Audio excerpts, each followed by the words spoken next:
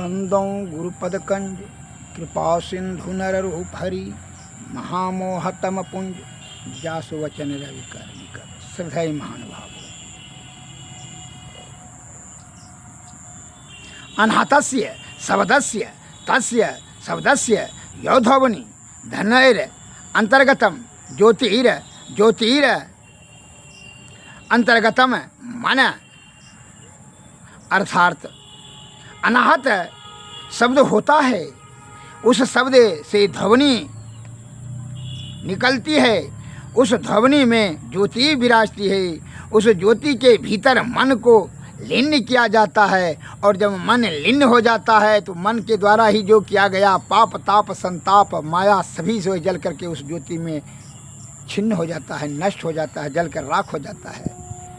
तब क्या होता है, यह जीवात्मा का सभी विषयों सभी इंद्रियां से कुसंगति वहीं छूट जाती है, यह निर्मल हो जाता है, शुद्ध और पवित्र हो जाती है यह चेतन जीव। तब इसको जो है उसके बाद आदि शब्द की प्राप्ति होती है, जिसको सार शब्द कहते हैं।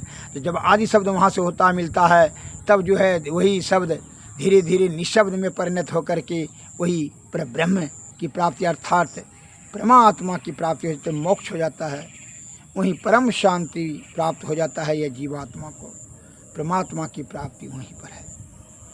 अतः यह कर्म करना पड़ता है। कर्म तो किसी भी कार्य, चाहे ईश्वर प्राप्ति करने में लगे या धन प्राप्ति करने में या जौन प्राप्ति करने में, जो भी कार्य करने में कर्म प्रधान विश्व करी राखा, जो जस करहि तस फल चाखा।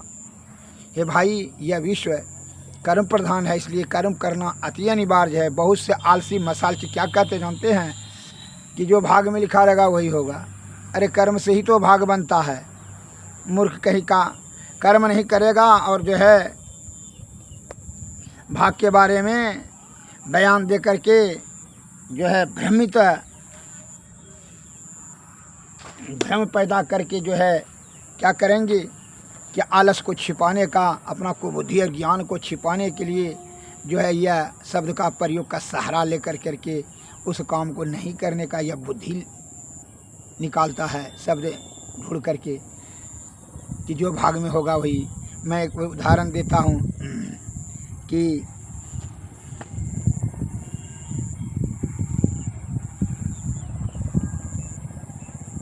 एक सेठ जी,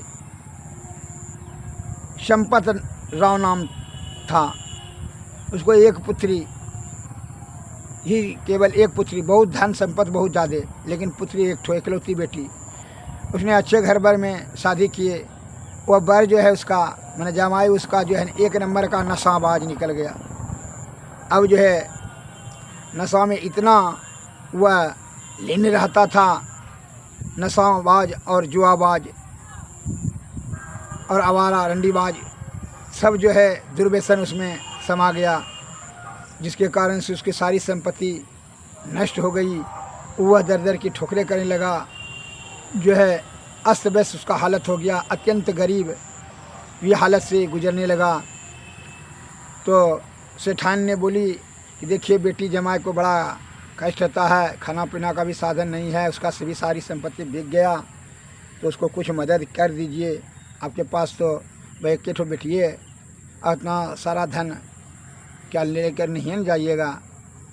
कहा सेठ जी ने, अरे वह दुर्व्यसन का शिकार हो गया है, उसका गंदा आदत हो गया है, जिसके कारण से घर में विहीन होकर के खाली जुआ खेलता है, नशा सेवन करता है, जिसके कारण से उसका संपत्ति नष्ट हो गया। किसी प्रकार का उसको सुख देने का जो तू और हम लोग चेष्टा करेंगे वह कभी सुखी नहीं होगा। कहा है, कर्महीन नर सागर गए जहाँ कनक की ढेर, और कर देते घोंगा भय देखो कर्म का फेर। वह कर्महीन होकर करके जो है नशा पीता है, जुआ खेलता है और आलसी बन के बैठा रहता है, इसलिए उसको दुख होना स्वाभाविक बात है। कहने ना आप दे करके देखिए ना, 10 लाख रुपया दे दिए सेठ जी ने, बड़ा जोर दिए, ठीक है। वह जो है 2-4 महीना के बाद जो है फिर उसको भी जुआ तुआ खेल करके दारू तारू पी करके सब ख़त्म कर दिया। फिर वैसे हो गया। फिर जो है सेठान ने बोली कि दीजिए 1-2 महीना खूब तंग करने के बाद सेठ जी ने 5 लाख रुपये फिर दिए। फिर जो है उसको जो 2 महीना में जो है वो भी नष्ट भ्रष्ट कर दिया। फिर वैसे का वैसे हो गया, गरीबी हालत दरिद्रता से बड़ा दोनों जीव बेटी जमाए दोनों को बड़ा भीषण कष्ट। अब तो सेठान को भोले सेठ जी देखे ना, 2 बार दे दिए, 3 बार दे दिए, तुम्हारे कहने से देख लेना क्या होगा दुर्गति। फिर वही से हो गया। यह कर्म विहीन है तो कैसे कार्य होगा। किसी भी भाग को संभालने के लिए भाग है, कैसे होगा। बिना कर्म से भाग बनता है, कर्म से ही भाग होता है। यह भाग का जो है लालसी सबका यह सब भूलने का एक फार्मूला हो गया है। इसलिए कर्म से जो बिछड़ गया है आलसी को, जो सागर में मोती है वहाँ डुबकी मारेगा तो घोंगा भी मिलेगा। कहीं कर्म तो करेगा ही नहीं वो बढ़िया से, दृढ़ता और शुद्धचित आत्मा से कर्म करेगा तभी न सुपरिणाम निकलेगा। सेठ जी ने कहा 2-3 बार उसको मदद किए, देखे न सब पैसा नष्ट भ्रष्ट कर दिया। अब सेठान चुप हो गई। सेठ जी संजोगात से 2 महीना के बाद बाहर गए थे 10-15 दिन के लिए। इतने बीच में बेटी जमाए आगे अस्त व्यस्त हालत में, बड़ी गरीबी हालत, भंगा फुटा कपड़ा, बेटी को पैर में चप्पल भी नहीं था, बाल बिखरी हुई, भूख प्यास से सूख पाक गई थी बेटी जमाए दोनों। सेठान ने बड़ी खाना पीना बड़ा स्वागत किए, बेटी जमाए सबका जो है बड़ा बढ़िया से भोजन पानी किए। सेठ जी ने कड़ा रूप से सभी कर्मचारी के समक्ष सेठान को मना कर दिया था, उसको किसी प्रकार का कोई मदद धन से नहीं करना है। तो सेठान ने मन में विचार किया कि जो है ना सब कर्मचारी से छिप करके उसने 10 किलो मिठाई बनवाई, जिसके सभी मिठाई के बीच में सोने का सिक्का डाल करके अपने से मिठाई बना करके सभी कर्मचारी को दिखा करके कि मिठाई दे रहे हैं। वह मिठाई के बीच में सोने का सिक्का, सभी प्रत्येक मिठाई के सोने का सिक्का दे दी थी सेठान ने कि इस प्रकार बेटी जमाई का दरिद्रता नष्ट हो जाएगा, फिर अमीर हो जाएगा सोना बेच करके। चुपे चाप जो है जब विदाई करने लगा, 7-8 दिन रहा बेटी जमाए, तब जब जाने लगे दोनों तो 10 किलो मिठाई कार्टून में भर के दे दिए सेठान ने। अब ये दोनों का देखिए, जो दुर्व्यसन में फंस जाता है उसका बुद्धि सुमति कुमति सब केहू हृदय, अवेद पुराण संत यस कहीं। सुमति और कुमति देने वाला ईश्वरी है। अब क्या कहा जाए, ये तो कर्महीन था ही। कहा कि दो इतना बोझा कहा ले जाएगा, वो मिठाई कौन खाता है। जमाई ने कहा, मन में विचार किया, रास्ते में दोनों पति पत्नी ने कहा इसको बेच देते हैं, पैसे ले लेते हैं। मिठाई जो है बेच दिया 1000 रुपये में, रुपये ले लिया और चले गए। अब संजोगा था कि सेठ जी उसी दिन बाजार से लौट रहे थे, बाजार हो गए तो मन में विचार किया, वह सोना से आयुक्त मिठाई को बेटी जमाई ने बेच दिया। अज्ञानता और आलस के कारण से जो कर्म नहीं करेगा उसको फल नहीं मिलेगा, जो कर्म करेगा उसी को फल मिलेगा। उसका बुद्धि भी कर्महीन हो जाता है। जब वो कर्महीन हो जाता है तो बुद्धि भी उसका कुबुद्धि हो जाता है, आलस वाला बुद्धि हो जाता है। तो क्या हुआ कि सेठ जी भी लौट रहे थे संजोग से वहीं से, तो उसमें मन में सेठ जी ने कहा, मन में विचार किया कि जो है मिठाई 15 दिन पर आ रहे हैं तो 2 मिठाई ले लेना चाहिए। तो हलवाई को कहा, उसी हलवाई को 10 किलो मिठाई दिए। हलवाई ने वही मिठाई 10 किलो कार्टून में भरा हुआ दे दिया। सेठ जी ने पैसा दे दिए, चले आए घर लेकर के। सेठान को दिया कि मिठाई जो है सब कर्मचारी में बांट दीजिए और अपने कुछ रख लीजिए खाने के लिए। सेठान ने उस कार्टून को देखा तो बड़ा अचंभा हुआ कि ये तो हम बेटी जमाई को दिए थे। वह मिठाई खोल करके देखी तो देखा वही मिठाई है। मिठाई फोड़ करके देखा तो वही जो था, मिठाई में सोना था। निकाल के देखा कि ये हमारा मिठाई है। सेठ जी से इसके मन में हुआ कि सेठ जी कहीं बेटी जमाई से छीन लिया क्या।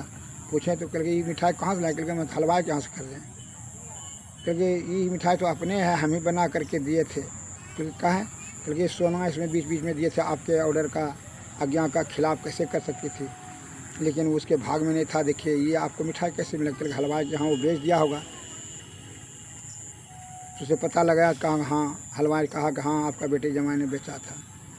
तो सेठ जी ने कहा देखा न तुम कितनों भी उसको मदद करने का कुचेष्टा की, लेकिन क्या हुआ परिणाम,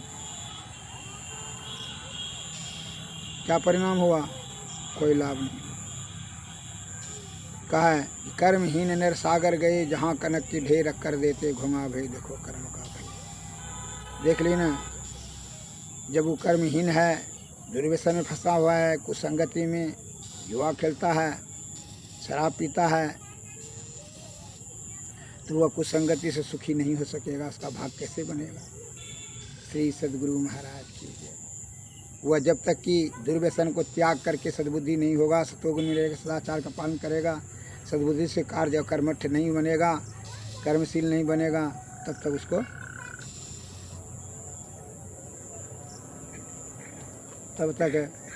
उसको भाग भी नहीं बनेगा और सफलता सिद्धि नहीं मिलेगा। श्री सद्गुरु महाराज इस प्रकार से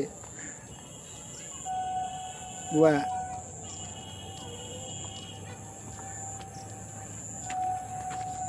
खुश रहिए, खुश रहिए, खुश रहिए।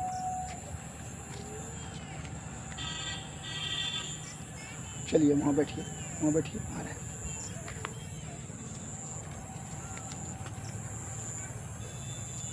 इस प्रकार से दोनों जीव ने संतोष माना कि जब तक वह दुर्व्यसन से छूट नहीं जाता तब तक वह सुखी नहीं हो सकेगा। इसलिए कर्म का त्याग करके जो है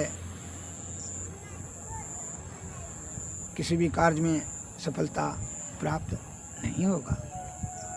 इसलिए कर्म करते रहना चाहिए। शुद्ध चित्त पवित्र आत्मा से कर्म करेंगे तो सफलता सिद्धि अवश्य मिलेगी, इसमें जरा भी संशय नहीं है। श्री सद्गुरु महाराज की जय।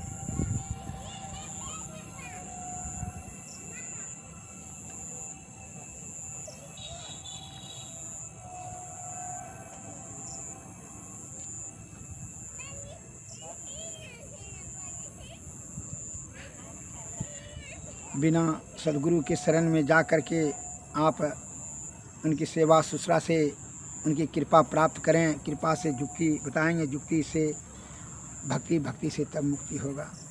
इसलिए सद्गुरु के निष्कपट निश्चल होकर के उनके शरण में जाएं और उनकी सेवा करें। विषय का त्याग, साधु की संगति, सद्गुरु के चरणों की सेवा अति अनिवार्य है। सुख और परम सुख दोनों प्राप्त करने के लिए इसलिए गुरु की महिमा को बताते हुए संत महात्मा बताते हैं, गुरु की महिमा, गुरु की भक्ति की महिमा अपार निगरा क्या जाने। गुरु की भक्ति अति है जीनी जैसे मकरी की तार, भक्ति की महिमा अपार निगरा क्या जाने। भवजल नदियाँ अगम बह धरवा, इसमें 84 की धार, भक्ति की महिमा अपार निगरा क्या जाने। बिनु गुरु भक्ति पड़े यम फांसी, जम का खाएगा मार। गुरु की भक्ति कटे जम फांसी, जम के मुख पर छार। भक्ति की महिमा अपार निगरा क्या जाने। कहत कबीर सुनो भाई साधु, गुरु बिनु नहीं निस्तर। गुरु भक्ति की महिमा अपार निगरा क्या जाने। श्री सद्गुरु।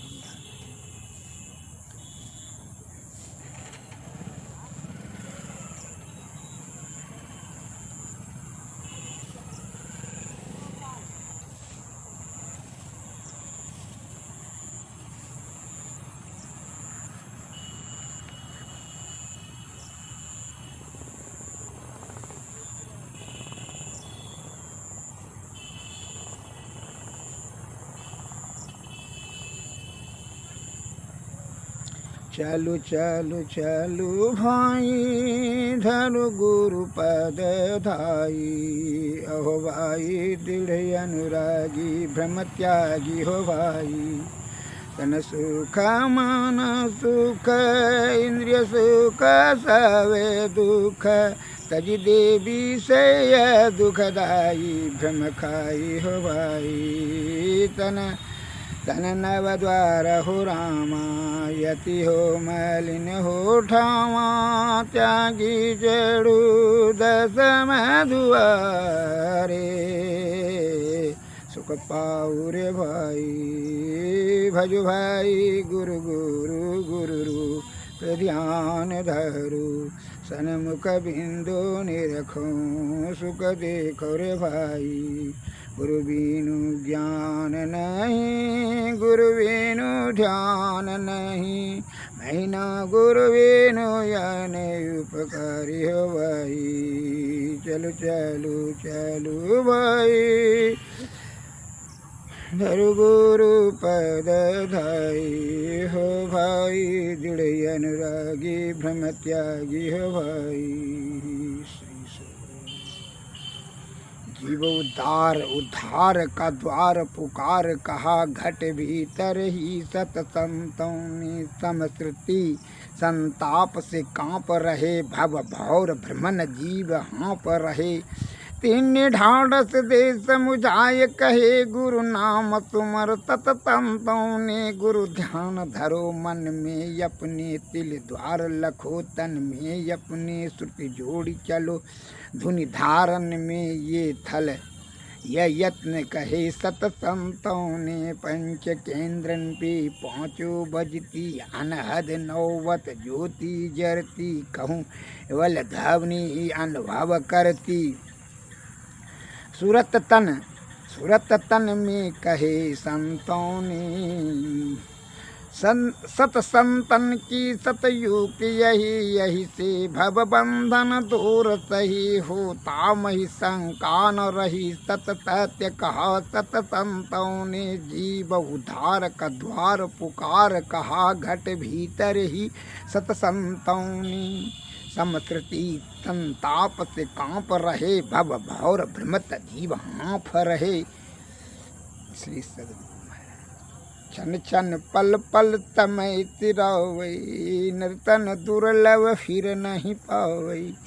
धनजन परिजन सहित अपन तन सब छाड़ी जहु अंत काम न आवई। दुर्लभ मानुष तन करिए गुरु भजन बिनार भजन व्यर्थ जन मन सावई। छन छन पल पल समय तिरावई। नर्तन दुर्लभ फिर नहीं पावई। गुरु गुरु जपु नाम गुरु ध्यान धरु राम। गुरु पद नख मन सन मुख लखवै। पद नख बिंदु धरि मन दृष्टि स्थिर करि। नख तेंदु भानुमय गुरु रूप पावै। यही विधि ध्यान धरि दिव्य दृष्टि करि करि। राम नाम सार धुन गुरु पर खावै। छन छन पल पल समय सिरावै।